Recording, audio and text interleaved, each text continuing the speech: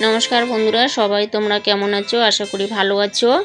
আমি বেগুন কেটে ধুয়ে ভাজা বসিয়ে দিয়েছি, লাল লাল করে ভেজে তুলে নিলাম। তারপর এদিকে আলু পটল কেটে ধুয়ে বসিয়ে দিয়েছি, নেড়ে চেড়ে ঢেকে দিলাম। কিছুক্ষণ পর ভালো করে আলু পটল ভেজে তুলে নিলাম। তারপর মশলা ভালো করে কষিয়ে নিলাম।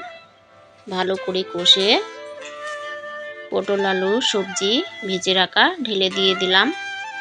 তারপর মশলার সঙ্গে ভালো করে মিশিয়ে নিয়ে দিয়ে দিলাম পরিমাণ মতো জল। বেশি ঝোল করব না, অল্প জল দিব।